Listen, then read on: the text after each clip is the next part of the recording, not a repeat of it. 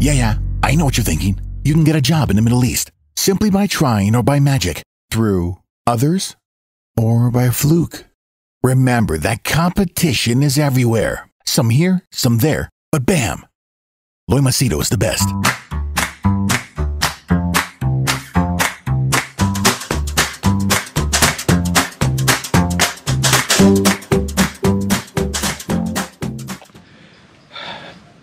Alright, today will just be a vlogging day just to share a couple of thoughts with you guys.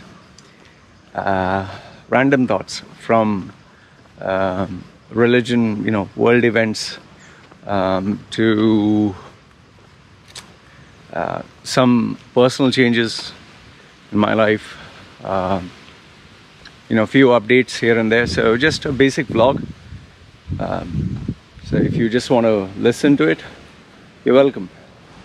I appreciate your presence and you watching the videos, and yes, I do read your comments. The first thing that I want to share with you is about this. It seems in Pakistan there was this guy who claimed to be the prophet. He said he was a prophet, and he was taken to court or to jail for blasphemy. And then somebody shot him, took a gun or something and shot him. And if that was not crazy enough, it seems that this guy who shot him, when he was taken to court for hearing, he was treated like a hero. People were hugging him, kissing him, holding him, shouting his name, and he was a hero. The best part about this whole message is a Muslim, an Arab Muslim, sent me this. And I know him personally. He's an educated Arab Muslim. I've never asked him how religious he is. He's not an atheist. He prays to his God. He's a Muslim. But he sent me this, and he was like, what do you think? What are your thoughts? And then he gave his, where he just felt, it was wrong. So he asked me my thoughts about it.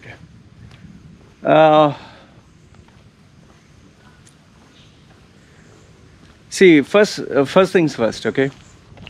When you're in a particular country, you don't break its rules. No matter how unfair or fair or whatever it is. You don't like the country, you leave.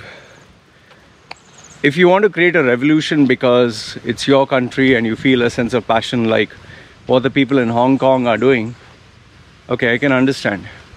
But then, if you do something for which you're passionate about or which you believe in, you need to understand there's a price to pay. Now, in this case, the guy, he was not, he was not doing for the benefit of mankind. He was not doing it to bring a positive change. He was not doing to change the world. No, he was just doing it for some stupid hallucination that he's a prophet. I mean, what do you gain by that? He was just inciting trouble in a country where religion is considered life, where they value religion a lot, where they take it to extreme levels, where there is no discourse, where there is no democracy. They just, they take religion too goddamn seriously. So the first blame is him. He's stupid. Why the hell would you want to do that? Unless, of course, he's having a personality issue or mental problems. That's the first problem. The second is obviously the law worked on its own accord, and he was taken to jail. But the third part was taking the law in your hands and killing someone. I'm totally against that, and I think that's totally wrong. Now, people praising him like a hero, each one to his own, but for me, it is nothing but a very clear indication that Pakistan, at least that particular region, is not a place where a non-religious person should be staying, or someone who is broad-minded. No, you can't stay there. Like they've had cases where the Instagram, a female model was killed because she was, showing off on social media or flaunting her body or whatever. Anyone can just slap on he's un-Islamic or he insulted Islam. Without evidence, they'll kill you. So Pakistan is not a place, especially in religious areas, for a non-religious person to stay. And if you do stay there, you keep quiet and don't make noise about it and don't express your views and don't be visible. So this is what I feel. As far as my opinion on Islam, I've told you it's like any other religion. Only thing is, it's a little bit extreme. It's the most extreme religion among all, because once you join, you cannot leave. Apostasy is not allowed. If you leave, you can be killed. You can be killed for homosexuality. You can be killed for insulting the religion. You can be killed for making fun of it. Even if you draw a cartoon, people can kill you. So it does have a very bad reputation, and people take it to the extreme. They have this concept of jihad, and yes, I'm aware of the fact that people say this is extremists translating it. The problem with all religions, not just Islam, is you have very vague poetic verses that can be taken out of context, that can be translated into 100 different forms. I've had so many people tell me so many different versions of Islam. I mean, is there one single authority, a figure who you can say is, this man is a global translation for Islam? Even that fool, what's his name? Zakir Naik. Absolute idiot. I don't know. Something is totally off that guy's head. He's just fast and rambling a random string of words. He's intelligent, no doubt. But, his stupidity clearly shows. Anyway, I'm not a big fan of his, but he's successful at what he does, making money, running a business, TV channel. So, all the best to him. So, this is my view on Islam and religion. I show you. Now, the second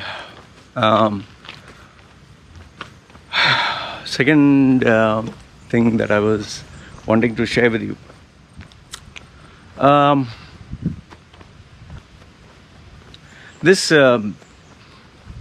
won't name the person or share the identity, but this person had a kid, and within, I think, a year or 2 years, the person had another kid. Okay, so you're talking of 2 children. Now, after the person had the kid, the person spoke to me and said, Loy, when are you going to bring a new brother or sister for baby Helen? And the person follows me on social media and YouTube. And she kind of gave me the advice, why don't you have another child? My response to this is, it's nice to have a child. Of course it's nice. Almost every time when I see my baby playing alone, I really feel sad. I really wish my baby had someone.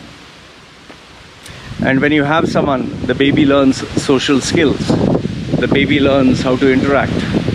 There are a lot of benefits of having a brother or sister. And I'm pretty sure if she had a brother or sister, she would be happier. However, for me, it comes down to the quality of life, and money. By quality of life, okay, by money, you know, money is, you need to pay the bills, you need to take care, okay? So let's get that out of the way. The second part is quality of life. Now, what do I mean by quality of life? The first one is, how much time can I spend with the child? Second one is,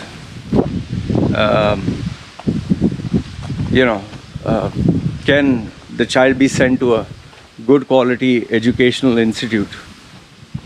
The third one is, can my wife manage both the kids? As it is with one, she's finding it so tough. And the last one, I think the most important one is, if tomorrow I die, who's going to take care of the child? My wife can hardly manage to take care of herself. How she'll manage the kid, no one knows. Then you're talking of one more mouth to feed. How will she do that? Here's the thing, my wife is just a rice farmer. And she used to work in a rice farm, and she has worked in a factory. If I die, which I will one day, and I'll die before her, what is she going to do? Who's going to take care of her? She'll earn, I think, less than, I think, $500 or $400 a day. She'll earn less than that. She'll have to work away from home. She'll have to send money home. She'll be maybe staying in a bed space, eating food which is just the cheapest of the cheap, and sending money back home. The baby will be raised by somebody else. What kind of life is that? So that's the main reason why I choose not to have another baby. One is quite a lot. For me, I think the best example is my dogs. I have 3 dogs. Initially when I got the dog, it was really cute. It was exciting, it was fun. But then came the cleaning of the poop, the piss, the medicines, the taking care, the day-to-day grind, the food. So that then kind of takes its toll. And then if you have to go for a holiday or something, you have to keep the dog with somebody else, make sure that they're taking care. It's not a cheap affair, man. You need to take care of them. Just producing them, mass producing and keeping, doesn't make any sense. You need to communicate, have a sense of communication, talk to the child.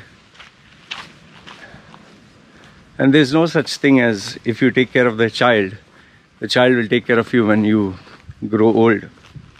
That's all bullshit, man. It's total bullshit. And yeah, so that's what it is. I don't know how some people manage to take care of 3 children, 4 children. You really need to have your finances and your life in order to manage with these kids. It's not easy. But then again, anything good in life is not easy. So that's as far as children go.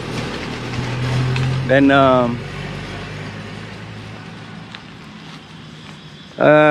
let me give you an update with regards to my videos. Made a few small changes. My room, I've changed the setup again. Before, when I would enter the door, I would sit right in front of the PC. Okay? Now I've kept it at the corner. It's like an L shape, where my workstation is here, my laptop is here, my iPad is there, my gaming PC is here. And behind the iPad is the iMac. So everything at kind of arm's distance, but a little bit far. If you guys are interested in seeing the setup, I can show it to you. But I don't know if anyone's interested. And I've kept everything like, by sitting down, I don't have to move. If I have to take the microphone, I can just pull. You know, if my wife brings food, I just pull the table from below me. It's kept down. I've kept the garbage can also at the side. The cupboard, the shelf, kind of where I keep all the GoPro, all the microphone, everything else is kept at the side. It's a really decent setup, and what I like best is I've utilized the space very intelligently. So it's like every corner is well placed, you know. And it's not easy, especially when you have a small space. You have a lot of stuff. One of the permanent fixtures was this, you know, electrical inverter that, you know, the electricity fluctuates up and down. It's a massive thing which is kept on the ground and it does not move. So however I design the room, I have to keep my main workstation close to that. So that kind of limits me in many ways. But I'll tell you, if your workstation or your work area is productive, it really makes a hell lot of difference. It's kind of a nice thing, man. So I'm not too sure if you guys want to see my setup, but if you do, let me know. I'll share it with you. You know, I don't know how many are interested. So that's one. What else? Yeah, apart from that, the only other thing I want to tell you is this is being August. The market has started to recover in terms of business, but then there are still challenges ahead where people are abusing the system. Like, you know, when they opened the bars and pubs, they had an extreme party and they started to get sick, so they shut it down again. So now there are no bars and pubs, no restaurants, mostly takeout. But you know, because people have to run and sustain and run a business, so they are trying new things, you know. They are trying new ventures. I get a lot of people getting in touch with me for advice on what different ventures they should do, how they should move into personal branding. You know, there are a lot of questions here and there. But at the end of the day, it's all on survival, you know. And finally, I think as I'm coming towards the year end, you know, August, September, October, November, December, 4 more months. I want to kind of keep a target to achieve in terms of money. You know, off my head, I can think of as, let's say, I'll make $10,000 more as a target, as a goal. How far will I succeed is a big question. The main purpose of that goal is just to save money. I'm not going to touch it. It's just going to stay there for my wife and baby. So, and I'll tell you, it's not like when you're a freelancer, it's not like you achieve 2,000 this month. Next month you can achieve 4,000 or 3,000. Or let's say 1 month is very good. Next month might be just the worst. And the following month might be even more worse. So in business, there's no assurance for anything. You don't know whether it'll work or not work. You don't know whether it'll succeed or not succeed. In fact, you don't know if you'll get a customer or not. So, but what is important is you need to have a goal. You need to push yourself outside the comfort zone. So August, September, October, November, December, 4 months. And I think I'll talk about it only in December. I'll write it down somewhere. I'll look at it, remind myself that I need to achieve this, and focus all out to make it happen. And if I do it, well, I'll tell you in December, and if I didn't do it, well, then also I'll tell you. So yeah, even with you guys, just make sure that you have a goal, because if you have a goal, you work hard towards it, you know what it is, you push yourself to it, you know, gather your resources to making sure you achieve it. Otherwise, you'll just coast along, and coasting along is as bad as not doing anything. So yeah, for me, this has been, man. I think these 6 months, my achievements have been, one is doing these exercises consistently, being a good father, spending some time with the baby, although I should have spent more. Then this is a style of driving, it's very common. They, you know, put their feet on each other's scooter and they drive together. You can never understand that. And yeah, I think one of the other physical goals I want to put is not doing stretching. Stretching is very important. I don't know, it's kind of boring. I don't like stretching so much, but I think I need to focus on stretching. Apart from that, my weight is at 78. I don't know, what is your weight at? What weight do you want to be? And yeah, rest of the other stuff, I don't want to buy anything new. Although just gaming, I just game here and there.